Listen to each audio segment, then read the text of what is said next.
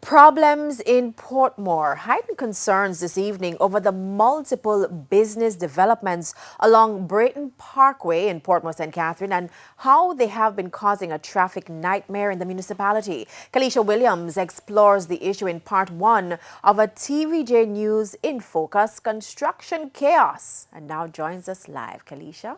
Janella, just last week, Parliament approved the motion for Portmore to become the island's 15th parish.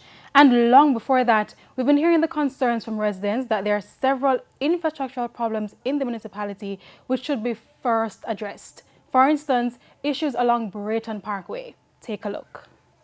Right, I know me nah press the brakes, cause me late. Watch a little boy up on the skate. Me run up in a 70. When all the traffic a bumper to bumper. Brayton Parkway 20 route or just 20. Whatever you call this road behind me, it's one of the worst places to be during peak hours, especially if you're running late. Just ask the residents. I have done this before the pandemic. I've walked from Newland, the stoplight, up here and reach up here ahead of the staff bus.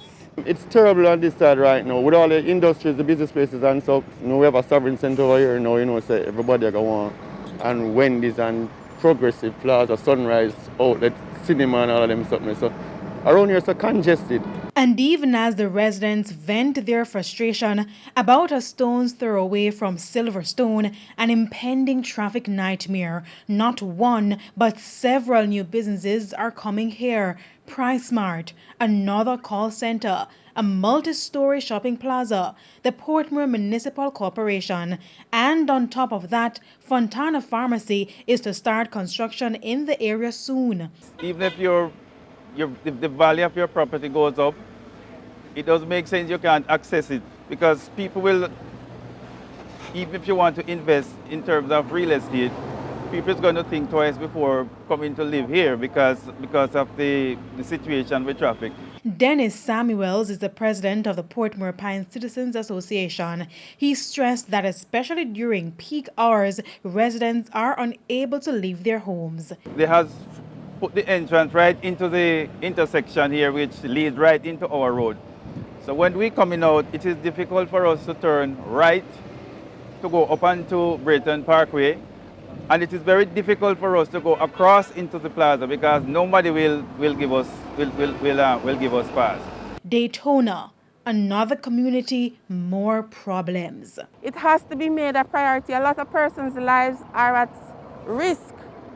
Few pedestrian crossings, we have school, you have so many communities and so many other things going on. In fact, over 10 communities line the thoroughfare.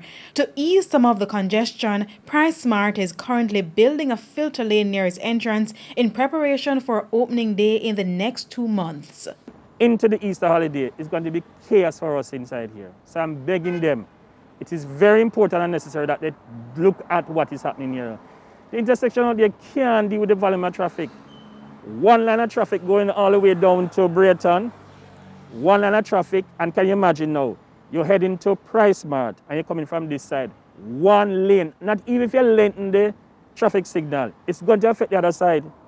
In the mornings, one line of traffic going all the way down that side. It can't work like that. And with plans advancing for Portmore to become the island's 15th parish, experts are also raising concerns about what is being described as the lack of planning in the municipality. You have to put infrastructure in place, whether it be sewerage, whether it be roadways, before you allow for development. That is the proper way in which you do development and planning anywhere. When all the traffic a bumper to bumper, Lord no tell me some it's a bunch. So, Janella, the question now is, why were the developments approved before the road was expanded? Who should be blamed, and what is being done to correct it? In part two, I will answer all those questions. We'll hear from the National Works Agency, the Municipal Corporation, and other stakeholders. Janella?